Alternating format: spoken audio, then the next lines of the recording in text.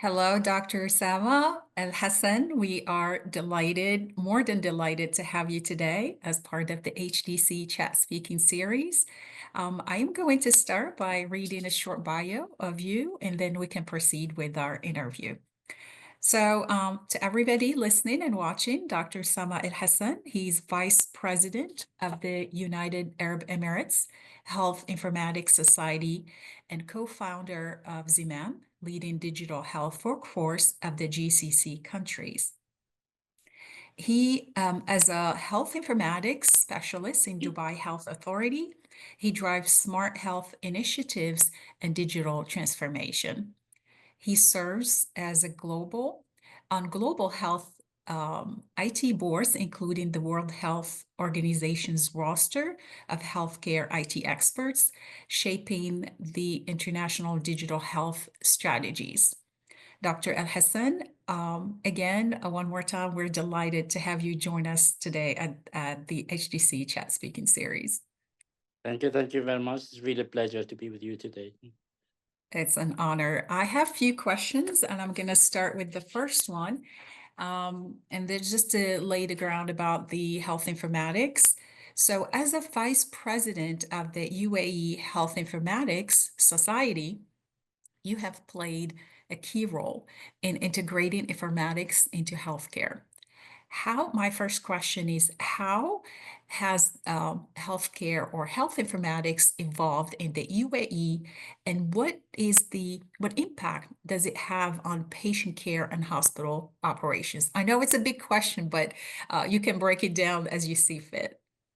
Thank you. Thank you very much. It's a really good question. Actually, the story began, I think, maybe by 2003, 2004, when we started as UAE adopting top-notch electronic medical records, talking about systems like Cerner or Epic or InterSystem. I think the first one was in Cerner in 2005, which was adopted by Ministry of Health and all their hospitals. And I think by the rolling out of these kind of top-notch EMR, we realized the importance of having health informatics as part of the game, where we will be able to unlock the value of these investments across hospitals. So and we saw like expertise who were really specialized in this domain coming to the market, coming to hospitals to help physicians, and other clinicians and allied health to unlock the value of these EMRs.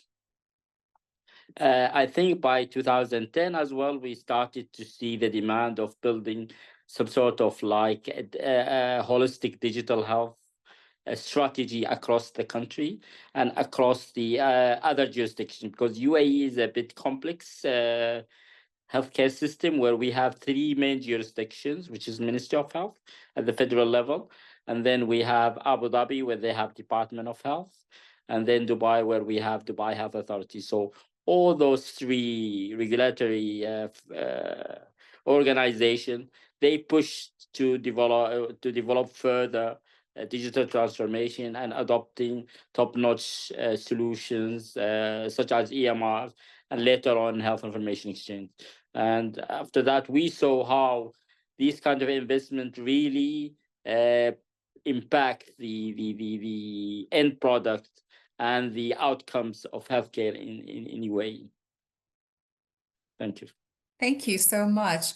Just a follow-up question. You said there are three jurisdictions within UAE. Are they operating in a silo mode, or are they working together towards this holistic So digital health? actually, so that's a good question. So actually, the three of them, I can say they are collaborating. However, some of them they have their own agendas in terms of like how much investment they have, how much speed they need to go through. So they are moving in different speed, a little bit in different direction, but they are coordinating at the highest level. Thank you. That's a new information to me. I didn't know about these different jurisdictions, so thank you for adding value. And the more you give us about your expertise and the environment, probably that's gonna spark a little bit more questions. And with your permission, we'll pursue those. I'm going to move to a question about AI and data-driven transformation in healthcare. Your expertise span spans AI information exchange and digital transformation, among others. How do you see AI shaping the way healthcare data is utilized in the GCC region to improve patient care, research, operational efficiency, and other healthcare needs within this region? Yeah, that's also a very good question. So, speaking from my role within the government, overseeing products like the Health Information Exchange in Dubai, what we call it NABIT. So we see that AI is a cornerstone in our strategy to develop further these kind of exchanges and to make use of it. So can give you a simple example. Now, through NABIT, all clinicians, they will have a lot of 360 view of patient data in the within they see the patient. They have this access to the HIE, and they can look all movements of the patient across the ecosystem. So if you as a patient is shopping between, say, 10 healthcare organizations, you will be able to see all the patient data in one screen. However, looking into this data and digging into it, it will take long term from the clinician. So here AI can play a really good role. I'm talking specifically about technologies like LLM, for example, which can provide a useful summary to the clinician that can help them to take decisions in a very short time, comparing with looking into the whole documents. And so LLM and summarization is becoming one of the key pillars of our AI strategy. That's one thing. If you can go to more obvious use cases, like for example, now AI can be really used to personalize healthcare. And one good example for that we are seeing it happening in our hospitals is utilizing AI to dig into the patient's genomics, for example, to support clinicians to personalize medication for their patients, and using pharmacogenomics and AI. Along with the medical record, that can give the doctor good advice to select the best medication for a patient. So that's a very clear example in how AI can be used at point of care in a safe mode. Because actually, for sure there's a lot of ethical issues around using AI and implementing AI in at point of care, and that's why we need to have tools and governance framework that allow us to prioritize use cases of AI, making sure that whatever use case that we will implement, it will be in augmented mode. So we are not replacing doctors by AI, but we are assisting doctors through AI to do their job in a better way. Dr. Elhassan, thank you so much. And you provide it is so enriching to see in just a span of 10 years how much improvement the region made from just adopting, I won't say just, but adopting digitization and informatics to leveraging AI for personalized care, using genomics and so much more within hospitals in the region. It is really I'm applauding all the efforts and everybody in the region as well. You talked about ethics, and I'm going to move to that question, jumping into that question. Is it true that we cannot integrate informatics and AI without taking in consideration regulations, governance, and ethics that you mentioned? As a health informatics specialist, and one of the leading regulators in the UAE, you have been instrumental in developing the country's digital health regulatory framework. So I'm definitely talking to the right person to answer this question. How do you see these regulatory frameworks shaping the future of digital healthcare in the UAE and beyond? Well, I think digital health, by its essence, is actually as an intersection between healthcare technology and governance. So governance is a key role here, and I think that because healthcare actually is built again also on the trust relationship between patients and doctors, and we want to make sure that digital health will not negatively affect this kind of trust. So we need to make sure that whatever technology that implements, it will reserve this kind of ethical relationship. that a relationship that we have in healthcare. And that's why we thought that even before building key projects like the Health Information Exchange, we realized that we need to build a regulatory framework. And we need to respect some principles. And one key principle for that is what we do with data, how we can share data between different stakeholders. And we realized from the beginning that whatever regulation or policy or framework that we need to put forward, we need to achieve this balance between the right for confidentiality for patients on one hand, and the public good in another hand. And these kind of choices were very clear, especially during COVID, for example. So we need to protect the whole society. Sometimes we had to take measures which are really touching somehow or scratching the surface of confidentiality. One of that could be the tracing solution that can allow us to control the movement of affected patients to protect them, the whole society. So it's always about trade-offs between, as I said, confidentiality and public good. So we, as I said before, putting forward solutions like the Health Information Exchange, we realized that we need to build a regulatory framework to cover that. And we spent almost 5 years working with not only other regulators, but other entities who are really part of the game. So talking about Minister of Interior, talking about social care, so all those stakeholders spent 5 years to come up with the first ever healthcare specific data privacy law. And we managed to launch the UAE, what we call it, the ICT law for healthcare. That was launched or announced in 2019. And this regulation put the basis for all the innovation that came after, talking about HIE, talking about, for example, public health solutions, talking about, for example, even now we're talking about solutions related to supply chain of medications. So there are many innovations that took the principles of this law as a building block. We are talking about things, for example, like data residency. So one of the key pillars of the laws is that we might have to make sure that healthcare data will never leave the borders of UAE unless there is a very, very good reason for that.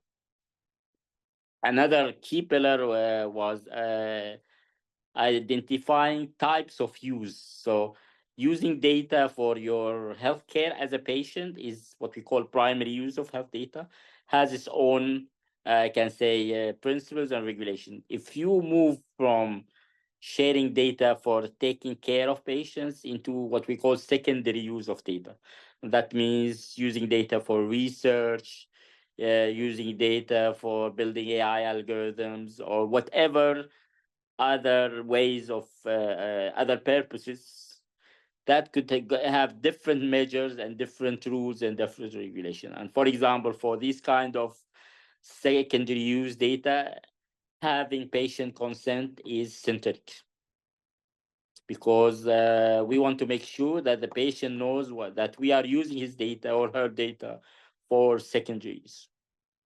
Even And if even it's with anonymized. Yes, so that should be anonymized, and but after we anonymize it, we also have to take the permission of the patient. That's very important. So these are the two key pillars of the data law, and we after that we put some sort of like operationalization mechanism for that. So, for example, today we have what we call rules or policies, or I can say actionable policies around, example, breach management. So what happens if I'm a patient and I learned or I inferred that someone has got access to my data? What should I do? So there are clear procedures. kind of like the clear channels where you can go and complain, and then investigations will happen. And even those investigations will be backed and supported by tools, even AI tools that can help us to accelerate the process and find the root cause of this kind of breach. So that's very interesting, and we have very strict punishing regulations for those who breach, especially from the clinician side. So this is just example of what we have done so far. Thank you for, I usually ask for examples, and thank you for volunteering and providing these examples as it give us a context of how you're using it, and each region or even each area is really different. I think with what you said, I just have a million questions just based on what you said, but I'm going to try to limit it to few. As a researcher, I need that data. I need patient data to be able to analyze it, to be able to see what's going on in order to be able to personalize care for those patients, in order to offer some predictive solutions, whether in the area, whether about patient or about services that are provided. You mentioned, and one of the challenges that I see is having access to that data, and you may not receive permission from patients, which hinders the research. How, and you mentioned trade-offs. How do you handle this trade-off challenge of protecting data, but also pushing and empowering research that's going to come back and help these patients? And this is just one of the questions, but I limit it just to one in this area. Thank you. So I give you a good example for that. As I mentioned earlier, we are the custodian of the Health Information Exchange platform in Dubai. And now through the last 5 years, we collected huge data sets around all the population of Dubai, as we are now connecting more than 60 hospitals and 2,000 SMEs. So this huge data, and all the pharma companies, innovative AI companies are knocking our doors every day asking for this kind of access to the data because to be valuable for them. And as you mentioned, like trying to get into the secondary use of healthcare data is challenging, especially if you want to get the consent of the patient. So one of the trade-offs that we are working on currently is building what we call a sandbox.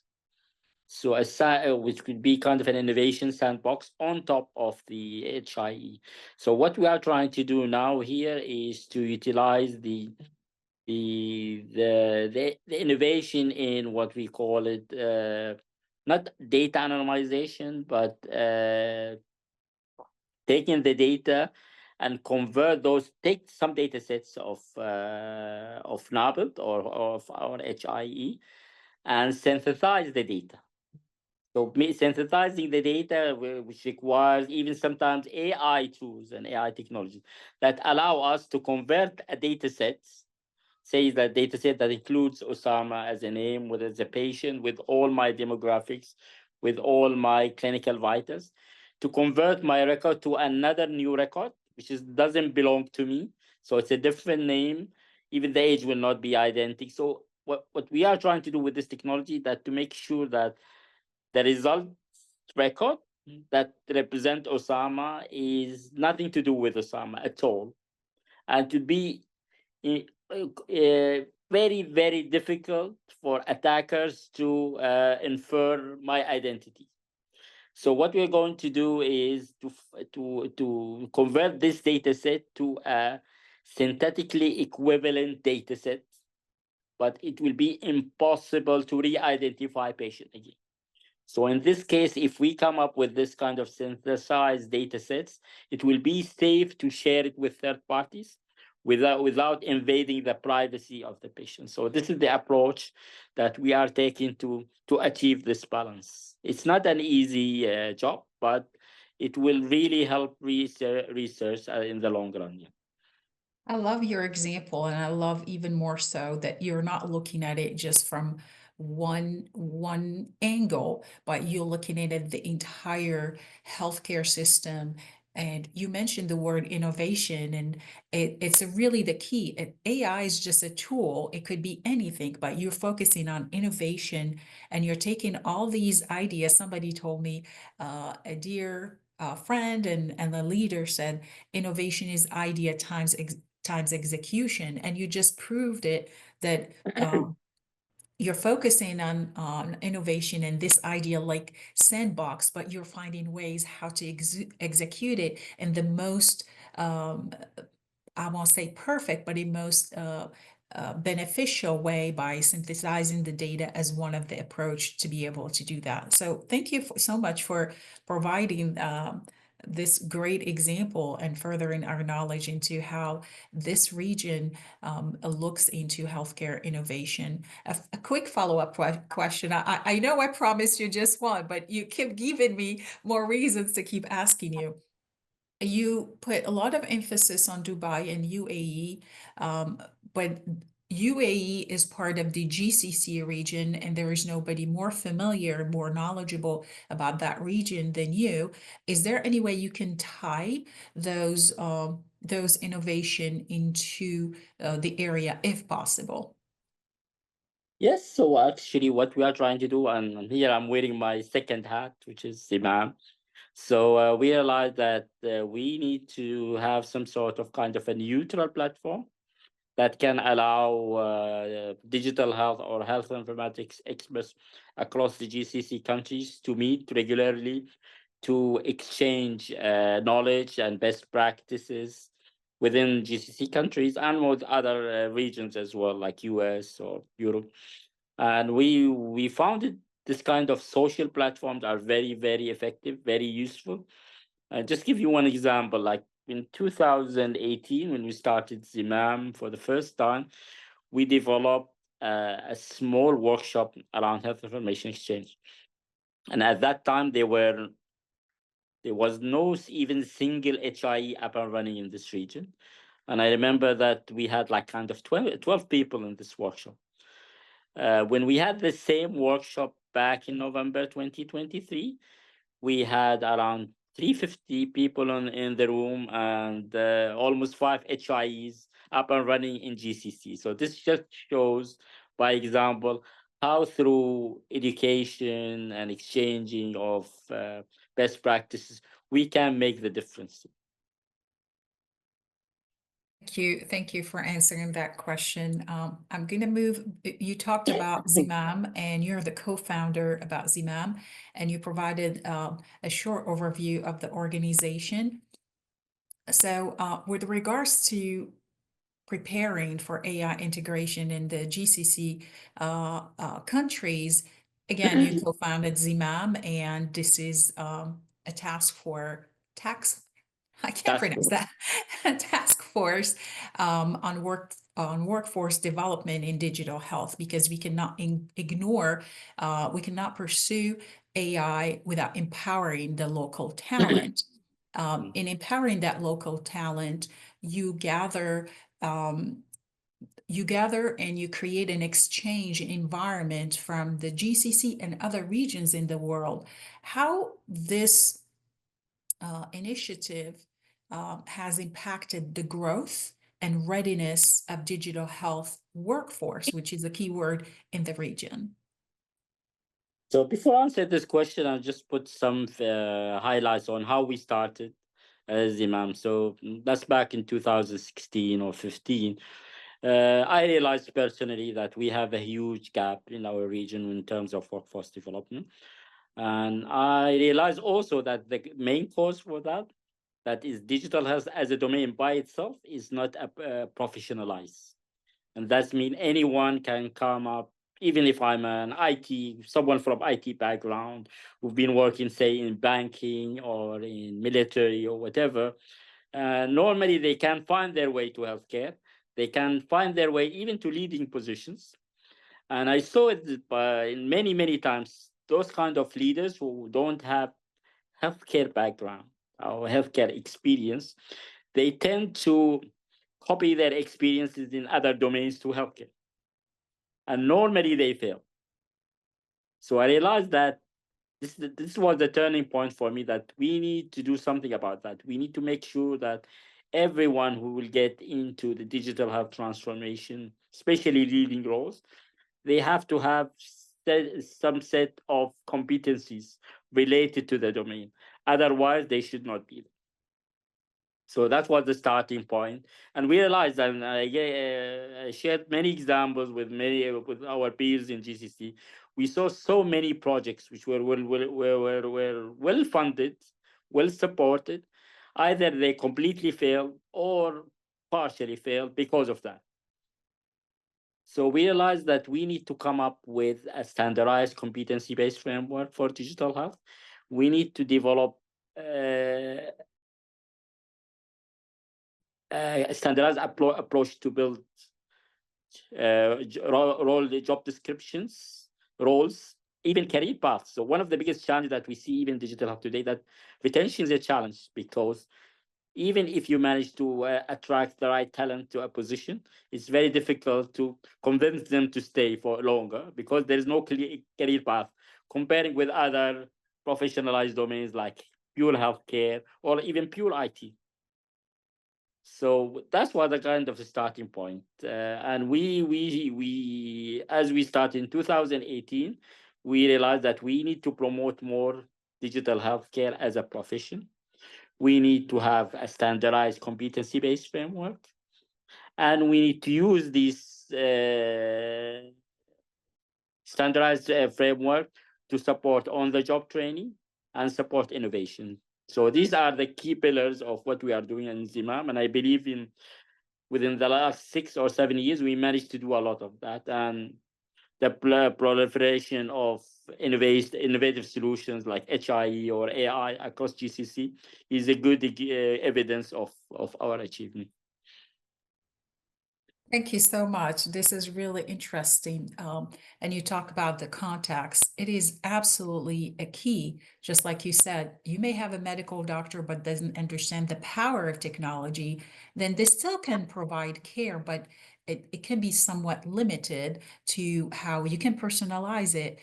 It will be more general. And the same thing, if you have a technology expert not understanding that lives are at stake, they may come up with a predictive model that may hurt you and I in providing care and not taking in consideration that context. So thank you for providing an example. The next thing you move to is the career path. A decade ago, we never heard of CMIO, Chief Medical Informatics Officer. We didn't hear about Chief Data Officer within a hospital. It was either you're in technology or the medical side, but they actually they spoke different languages and they didn't even talk to each other. Again, back to that career path, we started seeing it growing. Do you see any challenges along the way? I hold a joint appointment at the medical school, and some of the medical students are my advisees. The digital part is optional, is not part of the curriculum yet. It's an elective course. For example, I teach a course in AI in healthcare. Several of the medical students that take it, but that's one or two options that they have. It's not integrated officially in the core, and that I won't say hinder, but it's a shortcoming across many countries. What are some of the challenges or the biggest challenges you see in developing a sustainable digital workforce, whether UAE or other countries, to effectively integrate AI into their daily practices? Well, that's a good question. So there are many issues here that we need to tackle. So, for example, as you mentioned, that AI or even digital health is still not a kind of a key pillar within the education and medical schools. However, this I've seen that this is changing a little bit. So even in UAE today, we have one of our good schools, Mohammed bin Rashid Medical College or Medical University. They have already started to put digital health innovation as part of their elective courses in the first and second year. But we see also that there's a lot of young talents who are joining medical colleges who have good, I can say, background in technology, especially with this young generation. They are more familiar with technology, with AI. AI now is becoming some kind of a low hanging fruit comparing with like 10 years or 5 years ago. So it's easy to get the competencies. But I think the main driver for innovation, especially in AI, that we see more and more clinicians who just realize that using technology and digital health will help them to have bigger impacts far more than what they do as clinicians. So if I'm say a really sharpened or really talented clinician, I will see maximum 10 patients per day. So my impact is on 10 patients. But if I am combining my medical skills with technology to come up with tools or apps or whatever, I can maximize my impact to the population, not to only my. So, and I'm seeing now more and more clinicians and doctors are getting into this game, trying to maximize and amplify their skills using digital health. And I think the future will be brighter from this perspective. Great example. I had I think working as a technology expert at hospitals for a few years before I even went to my PhD. And that's the reason actually I did my research at the intersection of healthcare and digitization, because I understood and hopefully still understand the context and how important. The reason I'm mentioning this, or following up on what you just said, I ran a 3-hour workshop or master class last year where a lot of medical doctors attended. And here's a funny example. I had one surgeon that was extremely very skeptical, and he even approached me and he said, I have no need. I am a surgeon. I have people on the table. I need to take care of them and get them out in a safe way.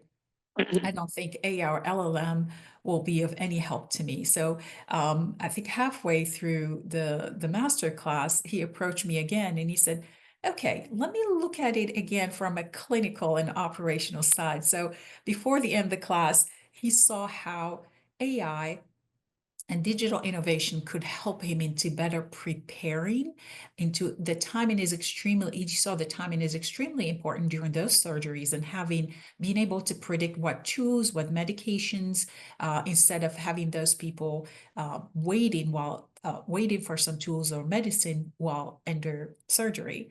The other part that he mentioned himself while doing at the end of this master class is the um, operational side, where he said, I'm able to do this many surgeries, but if actually we are able to predict the number of hours, how hard the surgery, I can do maybe more or support more patients, just like you mentioned. So yeah, there is that intersection of that empower, that augment, helping the clinicians to serve better the patients, and the data scientists to take that in consideration as they're developing their model. So I really appreciate every time I ask you a question, you add a lot of value by providing examples that help both sides of the equation, the data scientists and the clinicians. I know I've taken a lot of your time, so I'm going to move to one of the last questions. There is no doubt. I met you a few times, and the first time I was really humbled, and you never mentioned who you are and your global leadership. And I thought, oh, it's just a fellow attending a conference, till I saw you at your talk, and my jaw just dropped. There is no doubt you're a global leader, very humble global leader in AI and digital transformation. As I said, I saw you at multiple conferences in Africa, Middle East, and the US. My question is that what are the most critical trends in AI digital health that you came across? How can different regions learn from each other to empower healthcare delivery? Well, that's a It's a difficult loaded question. question. It's a Yeah. loaded. So we see a lot of movements today. There's a lot of different understanding of the role of AI within healthcare. It's not purely AI in healthcare. It's also now it's more of becoming a digital economy issue. So some countries now are thinking that, and even maybe I can consider UAE one and Saudi one of them. They are thinking that AI and innovation in healthcare in general could be part of the digital economy of the country. I can give you one example for so what's happening with FDA today and CE markers in Europe. So FDA is a very complex protocol to make sure that we can certify AI tools as a medical software medical device, for example. So some countries, like maybe in the GCC and UAE, they think that there's a great opportunity to have a setup like FDA and allow companies who are waiting for months and sometimes years to do their certification in US and Europe to come to countries like Middle East to do this certification in a faster manner. And so that will create a new ecosystem for digital health as a part of the digital economy. So looking at it from the digital economy is one thing. So especially emergent countries like UAE, Saudi, maybe Singapore, Taiwan, they are focusing on this area, looking as to AI as a part of the digital economy. And if you go to countries like, for example, EU, so they are focusing more on the governance side of AI, and you see, like for example, the health data space and the EU AI Act, which was like it's considered a challenge for many companies in the digital health and digital innovation space. And that's why they are looking for some kind of emergent markets. We see that in many countries now they are focusing on taking the what we call the risk analysis of AI solutions as a building block. So from the beginning, you need to have a governance model that allows you to identify the risk associated with any AI solution. And based on that, you take them in a different path or a different trajectory. So for example, AI solution that focuses on efficiency, for example, it will be much easier to tackle comparing with AI solutions that will be deployed at point of care, because here you'll have a lot of risks, a lot of issues. So focusing on risk-based analysis of AI and then taking the governance and the regulation and the certification based on that, that's a huge trend that we see it in Europe, and it will be moving to other parts of the world. I think some areas now of AI is taking a lot of attention in many areas. So using AI for scribing and for auto documentation, that's one of the key areas that we see, especially in our country and Middle East. I know like maybe 3 or 4 innovation that comes from the region focusing on this, trying to make sure that we take the conversational AI between patients and doctors. Sometimes I've seen even some smart solution that looks into the conversation that happens in operating room, and convert this to a documentation of the operations or surgeries.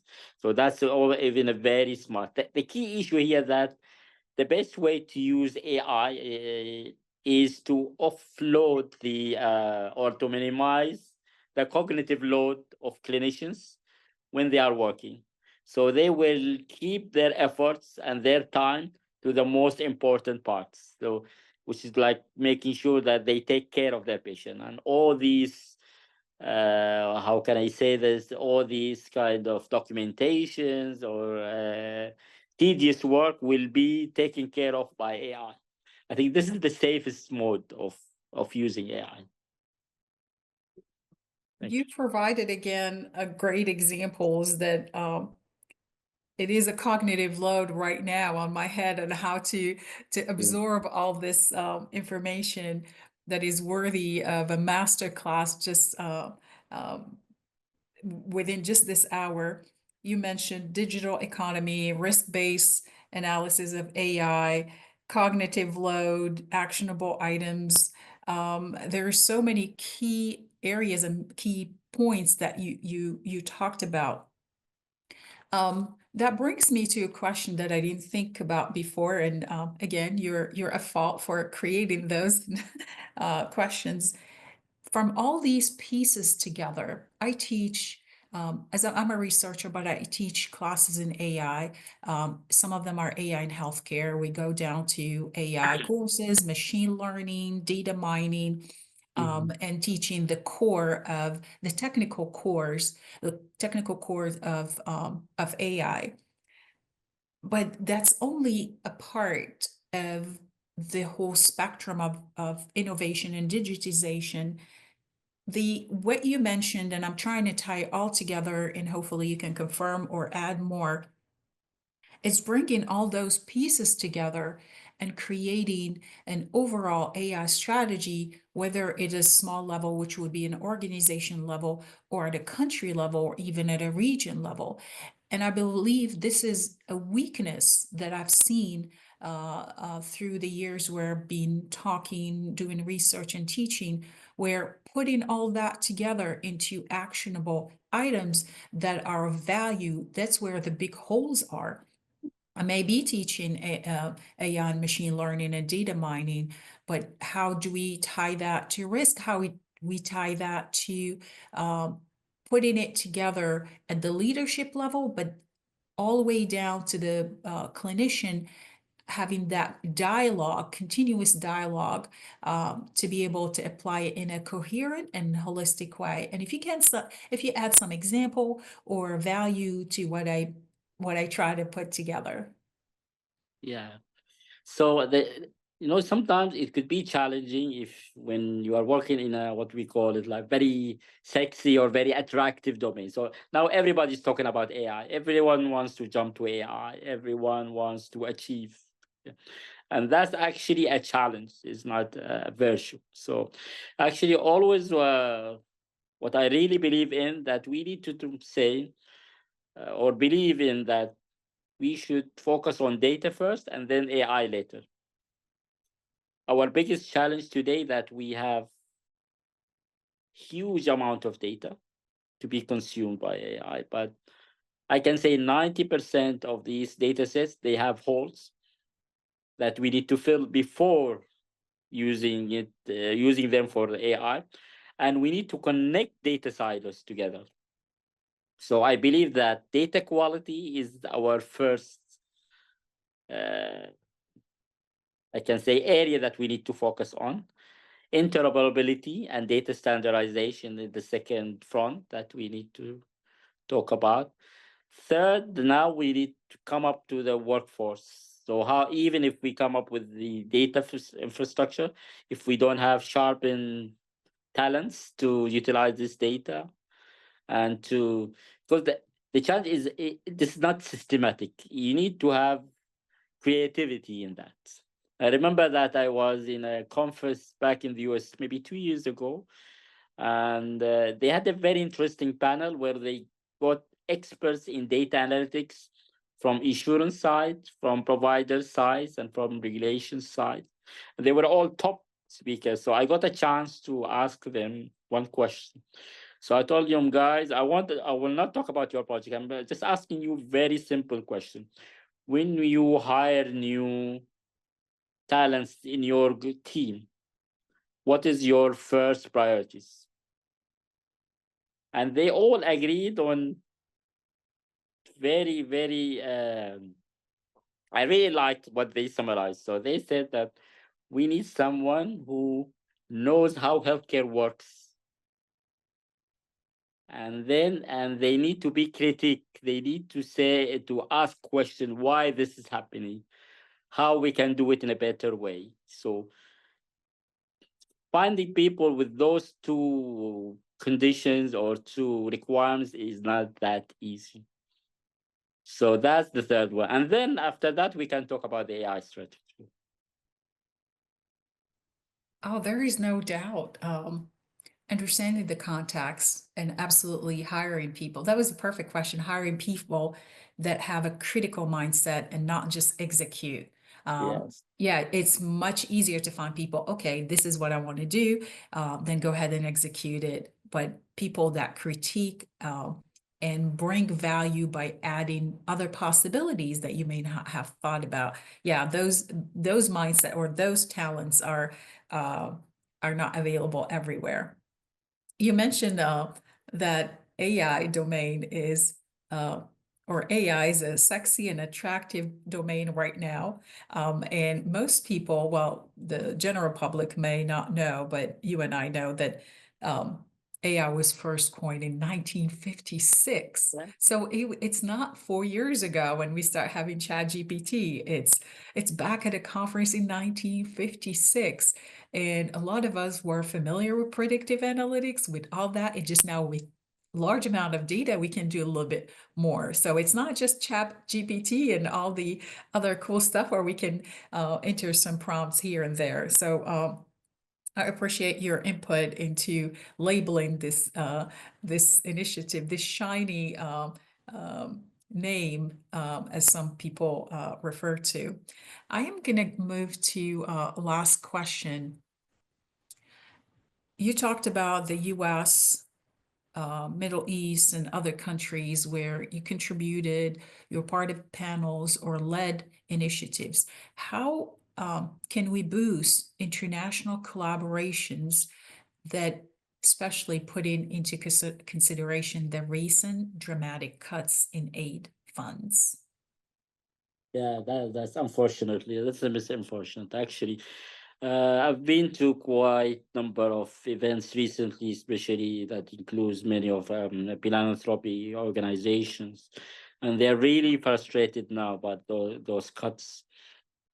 And I believe by now maybe this could be having a bright side, because now they need to think more in a more innovative way on how to go about their projects, how to fully utilize the resources that they have. And I think now we see maybe some new players are coming to the arena of aid, and they are putting some funds to support projects. So I think some countries, like, they are well known from before, like Japan, for example. But now there are new players like UAE, like Saudi, for example. They are now pushing for a lot of how can I say G2G projects. So they are bringing their technologies and their funds to assist other countries. I can give examples for that, like Abu Dhabi now is funding a huge project in Jordan, and maybe another one in Kenya. I think Saudi is doing the same with many other countries.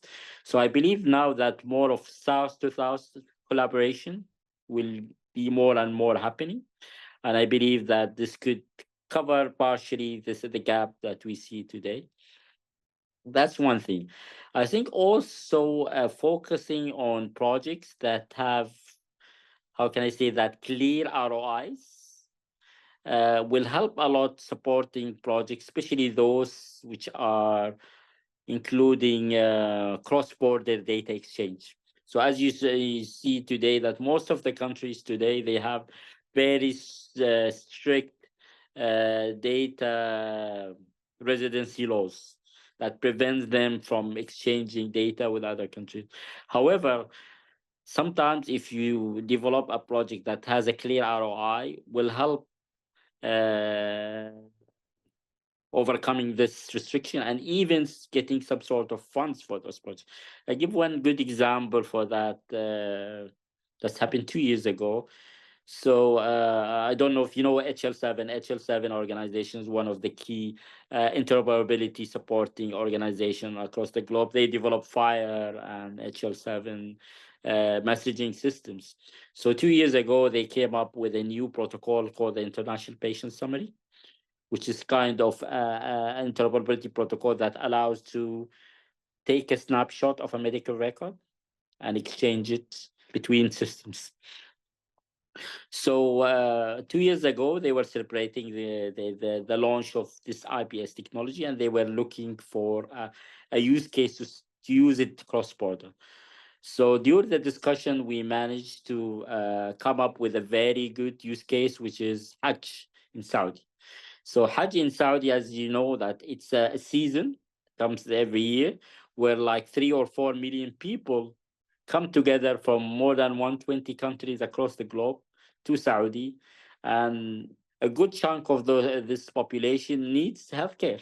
They go to hospitals where doctors they know nothing about them, and sometimes there will be challenges with communication, with different languages. So we thought that implementing IBS for Hajj to allow patients to retrieve a summary of their medical records from their home country and show it to doctors in Saudi. So when we came up with this use case, actually everyone liked it because it's a win-win for everyone. So identifying these kind, and I remember like within 6 months they were able to develop the first POC, which included pilgrims from Indonesia, Malaysia, and Oman to fetch their records when they are in Saudi. So imagine like how quickly they managed to do that, and they're expanding this use case. Yeah. So I think identifying these kind of use cases will allow more international collaborations and even funds as well. This is an amazing example that I've never heard of. The G to D collaboration, my research usually is at the industry level or maybe even at one country level, but now seeing it cross countries with your perspective is extremely enlightening. And the use case of the Hesh app, it's amazing. First of all, to that critical mindset of, hey, we have 3 to 4 million people come in within a short period and from 120 countries with medical needs that are varied. You added the contacts, but it also added a culture aspect. And the data crossing borders, it's we have we have data issues crossing systems, much less, borders. Um, the other aspect I'm reiterating to make sure I understand as well as the people watching this podcast, you focus on ROI. Through my research and sometimes interviews or just simple encounters, the that shiny object of, let me say I use AI. I'm not generalizing. I'm not saying all hospital systems or organization. Let me be trendy by incorporating AI, whether it's the tools or hiring a couple people. And now there is not that. There are times where I ask the question where, what are you doing with those initiatives? And I go all the way at the bottom or all the way at the top. And there's miscommunication. Okay, I run this predictive model. I really don't know where it's going. And that keyword that you mentioned, the ROI, where is it going? What is the problem that we're solving? What is the value? What is the impact? That's really a great question that is failed by many because they focus on that shiny object, if I use the term AI. And I think that's how I'm summarizing what you just said. If you want to add any more impact, but you provided I'm just amazed by the Hedge app and the great ROI and benefits and how you're planning to use it across other countries. Any I challenges? think one of the key words that I mentioned earlier, which can help sometimes making this computation, is like minimizing the cognitive loads. That when you compute the time you save, the efforts, and not only the time, the effort, but sometimes by minimizing the offload, you need a less costly resource. So if you augment AI with a good AI solution with a nurse, you can be equivalent to a GP. Yeah, And if you yes. use the AI and combine it with a GP, you can minimize the need for a specialist. So you can look at it from the whole ecosystem perspective. Then the ROI will be much, much clearer. Thank you. I know I took a little bit more time than I anticipated just because your answers and your insights are really very rich and very helpful. Um, any final thoughts on the future of AI or as we like to call it, just digital healthcare in the GCC region that you can share with us? As I said earlier, I just want to repeat it again, focusing on data aspects, interoperability aspects, and then skill sets. Those three key pillars will help us to advance AI very quickly. Any last advice to either students, data scientist students go into this field from a technical perspective, or junior medical doctors that are trying to embrace this technology? Well, I think that focus on the context always. Beautiful, beautiful.